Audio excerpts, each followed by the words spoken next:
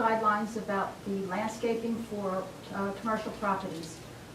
Does the town get involved or telling the, I guess, the owner of the property or to trim, cut back the weeds, clear it up, or are they on their own maintenance plan where they do it when they want to do it? Are there restrictions? I'd make two comments. Okay. Number one, you're in a subjective area.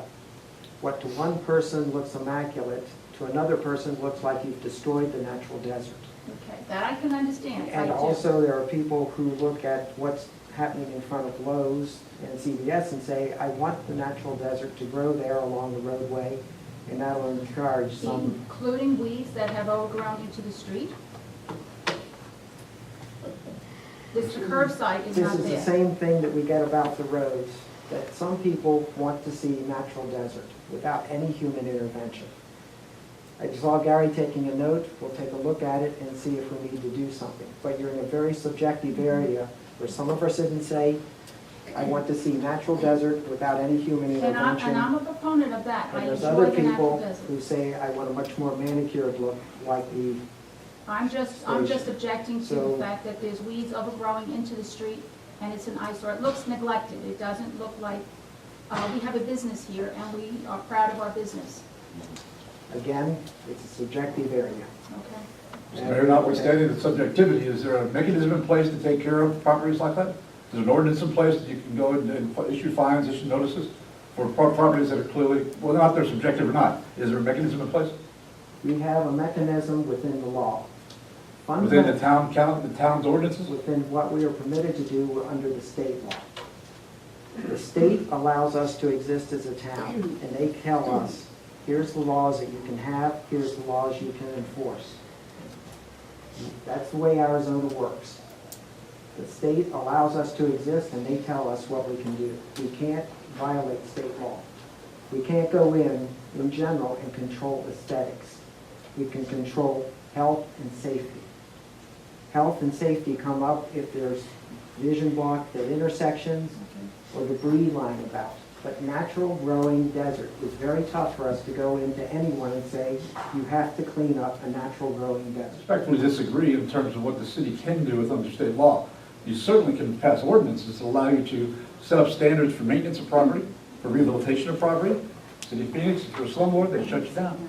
Right? And they have ordinances to do that. So city ordinances all over the valley, and if that's the case, if the state law doesn't do that, I'm going to shut down every design review board in the valley. Well, When I go in there, let them choose about decide what my house is going to look like. So some of those mechanisms, you have to have money to back that. Phoenix has, a property tax. Staffing, you mean? I understand. To back that. If Carefree wants a larger government to implement programs like that, you're going to need the funding mechanism to put your money where your mouth is. So you have to be careful with what you ask for, it's just my guess. So, it's a balancing act. Many of you would like us to do more than the size of our government allows us to do.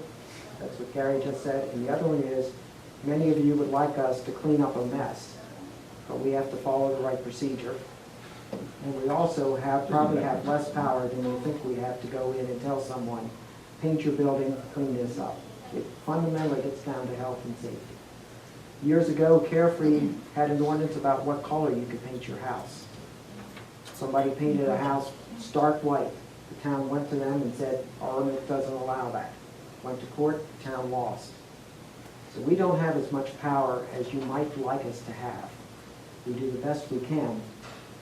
We can do maybe better at the intersection you talk about, but we are limited to what we really can do. I guess my perspective, if staff had an ordinance, whether or not you have the ability, some hammer on the shelf that you can put in front of somebody, a simple ordinance is easy to do. You can put it on the owner's responsibility, your violation of the ordinance, fix it.